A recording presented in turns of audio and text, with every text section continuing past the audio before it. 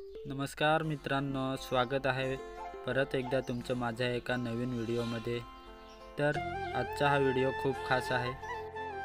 Video पुढे बघण्याआधी तुम्ही चॅनलवर नवीन असाल तर चॅनलला सबस्क्राईब करून ठेवा। नमस्कार। आदिवासी ग्रामीण भागात राबण्याची पद्धत मोठ्या प्रमाणात आढळून येते। जिल्ह्यात सर्वत्र भात शेतीची पूर्व मशागत करण्यास बळीराजाची लगबग सुरू झाली आहे।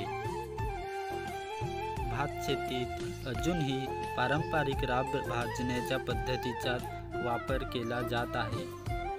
राब केल्याने किंवा शेतजमीन भाजल्याने तेथील जमिनीतील शेतीसाठी उपयुक्त योग्य अशी जागा उपलब्ध होते।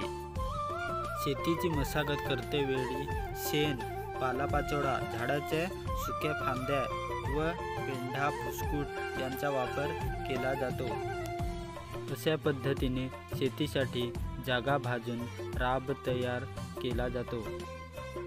अशा पद्धतीने जिल्ह्यात मोठ्या प्रमाणात राब तयार करण्याची कामे सुरू आहेत।